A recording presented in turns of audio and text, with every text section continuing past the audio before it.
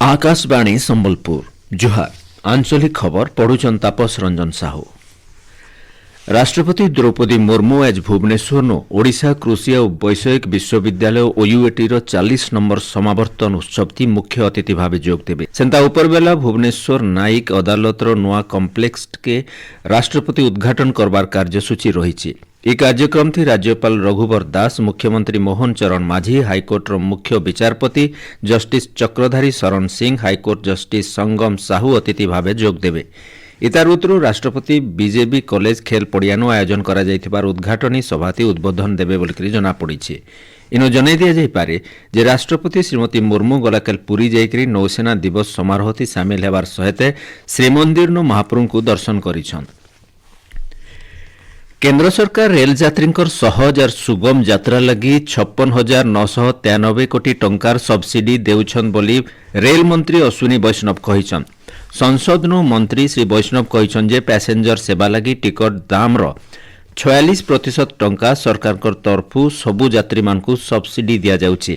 से आहुरी कहिछन जे प्रधानमंत्री नरेंद्र मोदी सरकार गरीब लोकर लगी समर्पित। रेल थी जनरल कोच बढ़ावार के सरकार जोर देउछन।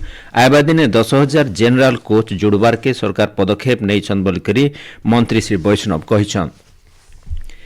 विधानसभा 2024-25 आर्थिक बछर पहला अतिरिक्त बजेट लगी व्यय मंजूरी बिल आज आगत हेबा।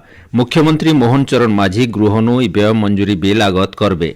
गलाकाल गिलोटिन थी भिन्न भिन्न विभागर अतिरिक्त खर्च दाबी विधानसभा गृहीत हेइथिबार हमर संवाददाता जनैछन। सुभद्रा योजनार 4 नंबर खेपे हिताधिकारी मानकु एबा 25 तारिख दिन पहला किस्ती टंका दिया जिबा। इथिलागी राज्य सरकार तरफु तैयारी चलीचे।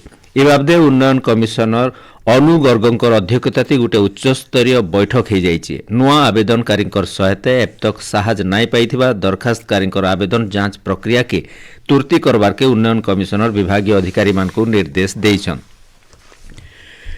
भुवनेश्वर यूनिट 3 इडको प्रदर्शनी पड़ियानु एवं कालठानु 6 नंबर ओडिशा राज्य पुस्तक महोत्सव हेबार के जाउछे। ओडिया भाषा साहित्य और संस्कृति विभाग तरफु होइतिबारी महोत्सव एबा 17 तारिख तक चलबा। महोत्सव ती 400टा स्टल सहित 200 प्रकाशक और बही विक्रेता जोग देवे। इथि उत्कल केसरी डॉक्टर हरेकृष्ण महताब, ओडिशान बुद्ध स्मारकी, भगवान बिरसा मुंडार अलगा स्वाधीनता संग्रामी मानकर जीवन के आधार करिकरी 3टा थीम पेविलियन तैयार करबार के विभाग तरफु निष्पत्ति निया जाइछे।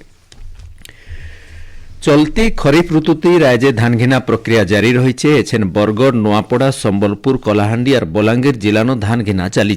खेप खेप करी अलगा जिला मन के भेल धान घिना मूल हेबा बोली राज्य सरकार तरफु सूचना मिली। सेंता फी मंडीनो नियुक्त होइथिबार नोडाल अधिकारी धान घिना प्रक्रिया उपरे नजर रखबार सहित धान संग्रह के जांच करुछन।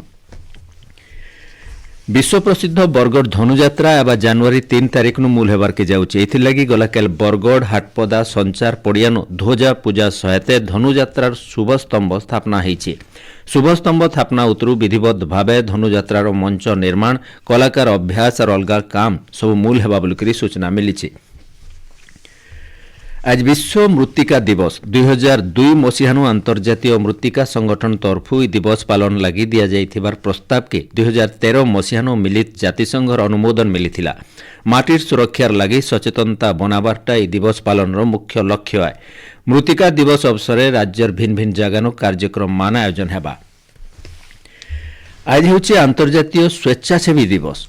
1985 मसीहानु आजिर दिन के अंतर्जातीय स्वेच्छासेवी दिवस भावे पालन करा जायसी। स्वेच्छासेवी और सेमानकर संगठन मानकर चेष्टार खुशी पालन करवाटा ए दिवस मुख्य उद्देश्य है। भुवनेश्वर कलिंग स्टेडियम 39 नंबर जातीय जूनियर एथलेटिक चैंपियनशिप एवं 7 तारिख मूल हेबा। यह प्रतियोगिता 5 दिन धरिकरी 11 तारिख तक चलबा। इथि पाखापाखि 2000 खेलाड़ी भाग नेबे। ए बाबदे क्रीड़ा मंत्री सूर्यवंशी सूरज कहिछन जे प्रतियोगिता थी हरियाणानु सबनु एका 150 जन, ओडिशानु मोट 78 जन खेलाड़ी भाग नेबे। ओडिशार क्रीड़ाविद माने भल प्रदर्शन करबे बोलिकरी मंत्री आश करिछन। राज्य एवं शनिवार ठानु तापमात्रा 2 नु 4 डिग्री तक कमी पारे, जेनथिर लगी अत्यका शीत हो पारे बोलिकरी भुवनेश्वर आंचलिक पाणीपाग विज्ञान केन्द्र तरफु अनुमान करा जायछि।